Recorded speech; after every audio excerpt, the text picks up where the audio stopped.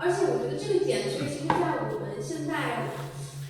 我觉得是我们相对这一代人，我经常听到的两种声音都有。而且我觉得在我们这两种声音在我们身上还不打架，有的时候我们会身上爆发出很强烈的这种爱国情怀，包括对于整个世界、对于整个人类的责任感是非常非常浓厚的。我觉得是我们身上流淌着祖先的血液，而且是积淀的非常，可以说是某辈分灵的。同时呢，我们也不是特别，就是被动的、特别的没有自我的，就是这么去很尴尬的去宣传。就我经常看到有些什么诗，会说什么我不爱这世界什么，我只爱你之类的，或者说我只爱某个人。我们身上还是有很多这种就是具体的、微小的，对于宇宙个人的，就是生命中的个人体验的这种珍惜、珍重。我觉得这两种声音都很打动人。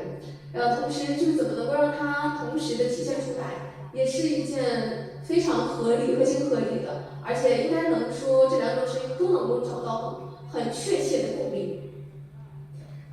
所以说这个就是第一点。然后第二点呢，我是想以他力量来塑造精神叙事。这个他力量是女字旁的他，因为我自己是女性的这个创作者，所以我是希望说能够可能做出一点点微小的这么一点小破局吧。因为在可能自古以来吧，也不只是科幻，在传统的宏大叙事中，包括以前的才子佳人小说，有一个词就是英雄救美。可能女性呢，她往往会处于，或者说她在很多情节中会处于一种被保护和被讲述的位置上。那在这部小说中，我希望说女主角一样的成长呢，她不是被英雄拯救，而是自己成为自己的英雄。她可以自我的唤醒，会主动的选择。甚至说他身边的男性是为了保护他不理解，但是他要证明他自己，或者他也不是为了他证明他自己，他只是因为他喜欢，他想这么做。我觉得这种力量呢，可能是在我们这一代女性身上越来越爆发出来的。也就是她从一个普通的女生到航天英雄的蜕变，应该说是依靠自身的坚韧和智慧，在关键时刻一次次的去导致她做出这样的选择。同时，我也塑造了一位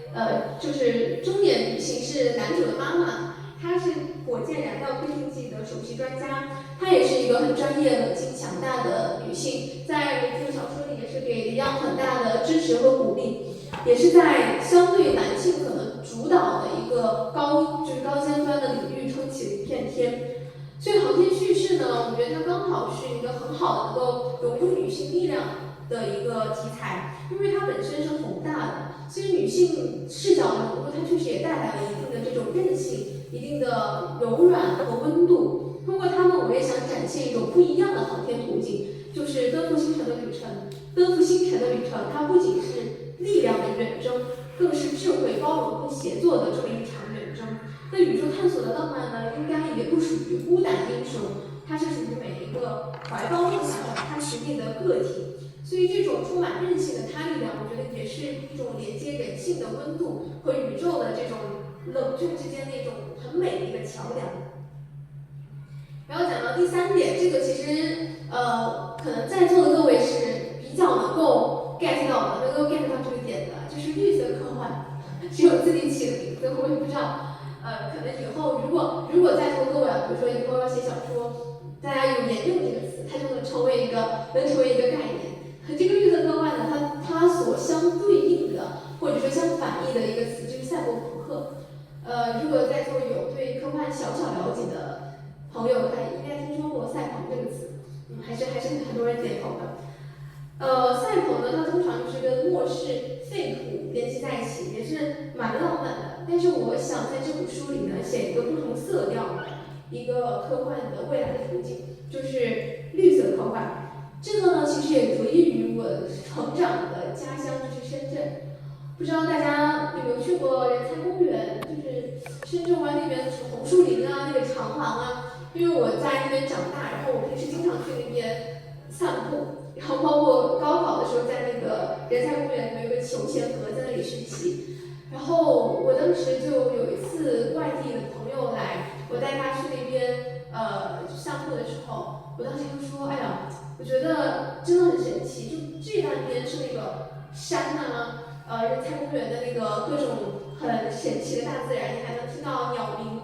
然后这半边就是有腾讯、中兴、迈锐等等，都是撑起南山区大半 GDP 的，就是这么全是很硬核的企业。我说这不就是总书记说的绿水青山就是金山银山，这么一个很好的科技与自然齐飞的一种很好的体现。所以有可能是因为我生活在这样的一个环境中，然后我去了海南，我发现他们的自然就是环保意识也非常强，做得非常好。所以我希望说，尤其是在2027年这么近的未来，我不希望那个时候科技是影响了我们的自然的发展，尤其是对于我们人类而言，科技发展其实最终为的还是我们的生活质量，还是为了我们的幸福。所以在这个方面也是做了一个比较新的、比较大胆的尝